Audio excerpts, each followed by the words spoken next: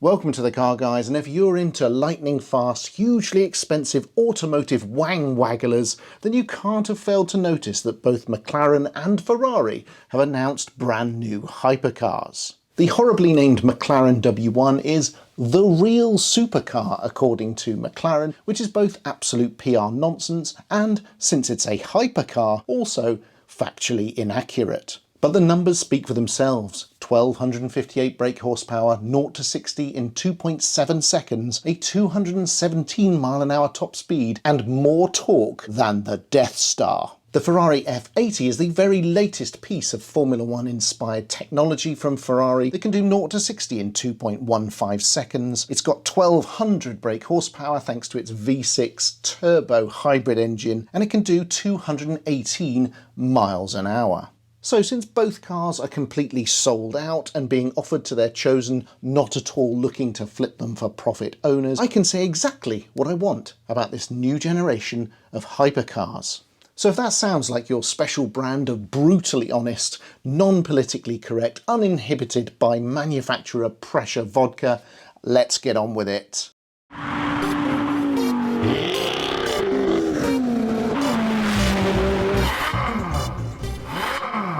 Now we all know that in the real world, hypercars are pointless. Too fast, too low, too brittle, and too precious. And unless they belong to brave and slightly bonkers owners like Jet Collector on Instagram or Andy Bruce, they just don't get driven. The majority of owners don't dare put miles on these cars because that will affect the value, or some little scrote might dent them, or you'll have to have a team of detailers lavishly clean it when you get home. All of which means you can only really see hypercars stationary and pristine, or being trailered to concourse events with those little "please do not touch me" signs all over them. What is a hypercar?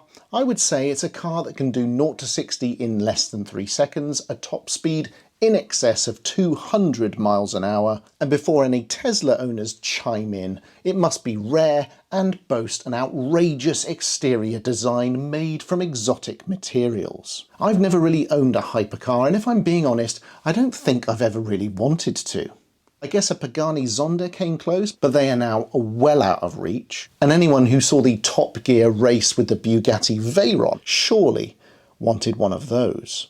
But apart from that, LaFerrari, no. Porsche 918 Spider, not really. Pagani Huayra, I can't even pronounce it. Koenigseggs, too crazy. McLaren P1, close but no cigar. AMG Project 1, you must be joking. Hennessy Venom, oh dear me, no. Aston Martin Valkyrie, have you seen the startup procedure? Have you ever tried to get in one? And electric hypercars like the Lotus Evija or the Rimac Navara? Definitely not, for obvious reasons. But with the very latest 2025 McLaren W1 and the Ferrari F80, am I about to change my mind? Let's find out. Here it is, folks, the recently announced McLaren W1, the son of the simply epic P1, one of the coolest looking modern cars of all time, and grandchild of the legendary F1, an automotive missile and arguably the best car ever made. That's some pedigree then, and the W1 comes out fighting with 1,258 brake horsepower, comprising of 916 of twin-turbo V8 power and 342 of hybrid electrical power through an 8-speed gearbox and rear-wheel drive only. The torque is mind-blowing too. 988 foot-pounds, that's 1,340 Newton-meters split roughly 2/3 engine and 1/3 electrical. And for the avoidance of doubt, that's double the torque of the original F1. Thanks to McLaren's Formula 1 technological experience, all that power is deployed to the ground, resulting in 2.7 seconds 0 to 60 and a scarcely believable 5.8 seconds 0 to 124. The fastest road McLaren ever. And just in case you think that the hybrid electrical motor aspect of the W1 is just there for marketing or green credentials, it is. I mean, it really is. You can only do 1.2 miles, that's 2 kilometers, on electric power only, which is not actually enough to even get you to the centre of any city that demands electrical only power, like for example Paris. In fact, the electric motor is there to wholly enhance the performance of the twin-turbo V8 petrol engine, and if that isn't a big f*** you to environmentalists and idiotic lawmakers, I don't know what is. Since we're all fans of top trumps and no doubt had quite a few packs of these in the 70s and 80s, let's have a look at the three McLaren hypercars and see how they compare. As you can see in this handy chart, the McLaren F1 managed to do 0 to 60 in 3.2 seconds, which was extremely impressive back then. The P1 managed to do it in 2.8, which frankly sounded unbelievable and is still, let's face it, pretty rapid. But the W1, perhaps cynically just to go faster than the P1, manages to do it in 2.7. Horsepower has dramatically increased with McLaren from the original 627 to 1258. Top speed has actually gone down since the original McLaren F1, but few things are faster than 240 miles an hour, principally Hennessy's or Koenigsegg's. And as you can see that over the years, the McLaren hypercars have got a little bit more porky. They're now powered by V8 hybrids instead of that beautiful naturally aspirated BMW derived V12. But just look at the improvement in torque. The W1 generates double the torque of the F1 and nearly a third again on the P1. McLaren is making 399 W1s, which compares to 375 for the P1 and a mere 106 for the F1. But compared to the likes of Ferrari and Porsche, it's still a diminutive production run for such a groundbreaking car. And the price? Well, McLaren's obviously got bills to pay, and there's inflation and the impact of energy prices and who knows what else, which means that the W1 costs just under £2 million. And then of course you've also got the MSO options. So you've got to figure there aren't going to be many W1s that aren't at least £2.2 million out there. And that's more than double the P1 and 5 times the cost of the McLaren F1. £540,000 for a McLaren F1? Has anyone got a time machine? Now, confession time. When I first saw the W1, I was seriously underwhelmed. I can't have been the only one who thought it just looked like a bland derivative of the P1, and crazily fussy compared to the timeless shape of the F1. The W1 is undoubtedly a technological masterpiece, but doesn't it look like just every other McLaren of recent times? Can you really say it's distinctive or beautiful? To me, it's the love child of a McLaren Senna and a Bugatti Chiron. And when you compare the front ends of the three Hyper McLarens, it's clear which one commands the most respect. And it ain't the W1. The W1 coming towards you looks like, well, it's just a bit much. Now, I know that in the flesh it may be stunning, so I'll leave that to the fortunate 399 future owners who have no doubt seen it up close. But since I'm not one of those and I can only go on public information, and as fast and technically impressive as it is, I'm not excited at all about the W1. And in the world of hypercars, that is unforgivable. Now this one is really exciting. Every 10 years or so, Ferrari deems the world worthy to lie prostrate at its feet for its new hypercar, and each one goes down in history as a legend of performance and desirability. You had the Ferrari Enzo in 2002, a V12 angular tribute to the company's founder, and now one of the most desirable modern Ferraris. Would I have one? Yes, I would. Then you had the LaFerrari in 2013, possibly the silliest named performance car of all time, but a sensational drive and featuring hybrid technology. For some strange reason, I have never wanted a LaFerrari. And now you have this, the Ferrari F80, and yes, it's every bit as exciting and expensive as you hoped it would be. Big news, it is not a V12, it is a V6 turbo hybrid. And Ferrari is making 799 of them. Oh yeah, and it's 3 million quid.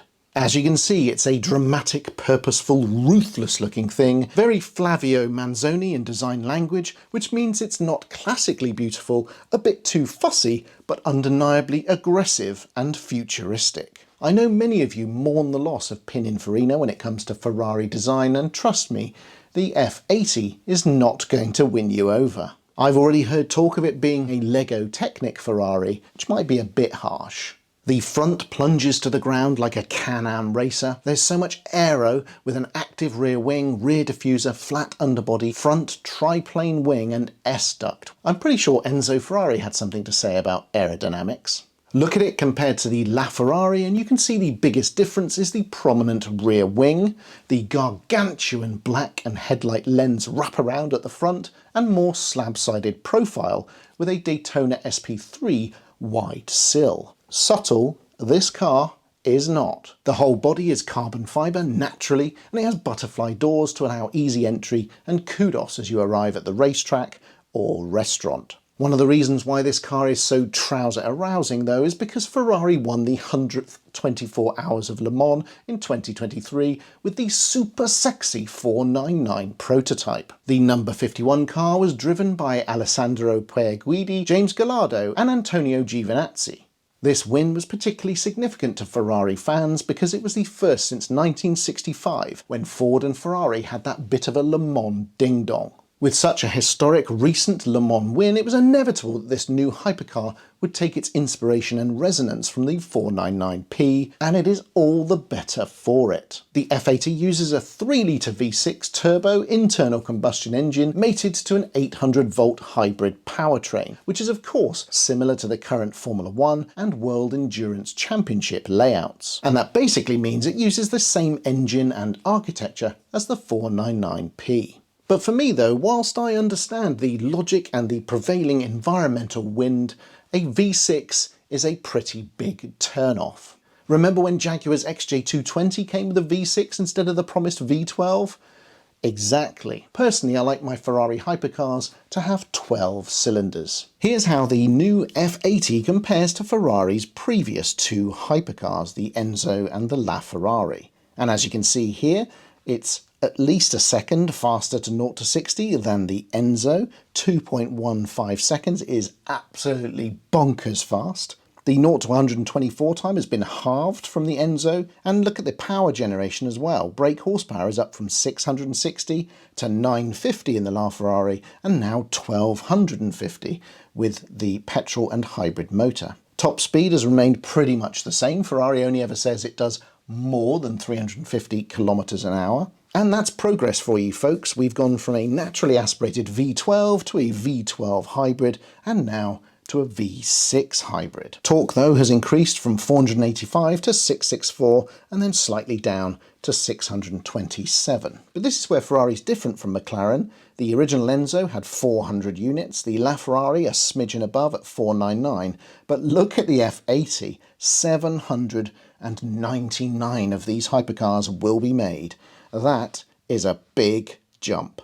And Ferrari also isn't shrinking away when it comes to charging for its work. The original Enzo, if only I could pay this now, is £450,000. It went up to just over £1 million for LaFerrari, which was quite a scandal back then.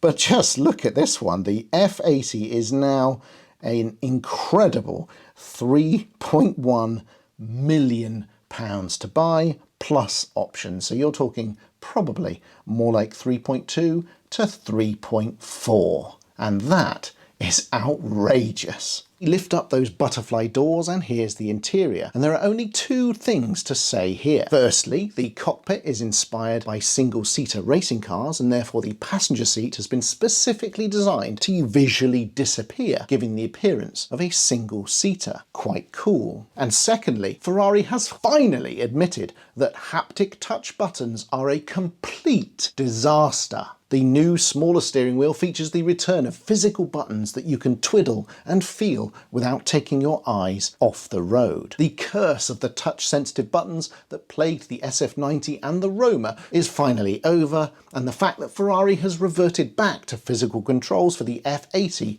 is a good omen for future road cars. Bravo, Ferrari! But before we end today, a quick comparison between the brand new Ferrari F80 and the brand new McLaren W1. Are you ready then for the battle of the hypercars? And note that we don't yet have an announcement from Porsche, so we can't call it the Holy Trinity just yet. But W1 versus F80. In terms of 0 to 60, it's Ferrari that takes the honours, 2.15 seconds versus 2.7.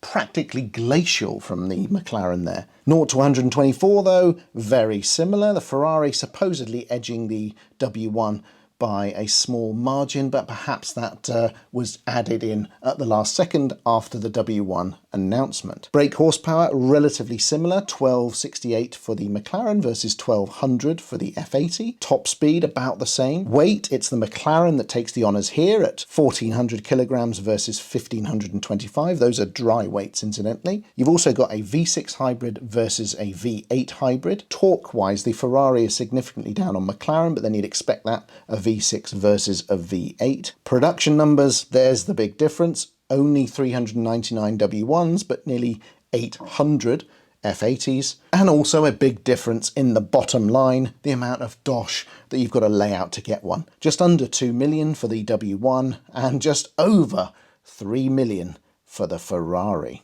There you have it then, folks. Two brand new hypercars from two historic manufacturers. Which is your favourite? For me, it's obviously the Ferrari, the history, the significance, and the tribute to that Le Mans win. It's cooler looking, it feels more special despite the V6 engine, and of course, I'm a Ferrari man, so McLaren would have had to have done something particularly special to have captured my attention. Am I getting either of these cars? Well, no, I'm not. I'm absolutely not. I'm not special enough, I haven't bought nearly enough cars recently, and of course I can't keep my mouth shut and say only nice things. Ferrari, for example, still sort of haven't forgiven me for not praising the Roma Spider enough. How dare you! But that's okay, because let's face it, 2 to 3 million quid is a lot of money, and unless you've just sold a McLaren F1 and have a ton of it, these cars are likely going to be out of your reach. But there are others who have been mind-numbingly positive and also buying enough cars to qualify, so I do think we might see a famous YouTuber or two with one of these cars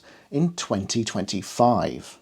Thank you for watching this episode of The Car Guys on the two brand new hypercars from McLaren and Ferrari. I hope you enjoyed the episode and found it entertaining, and if you like us and what we do, please subscribe, leave comments and likes, and there'll be another episode soon.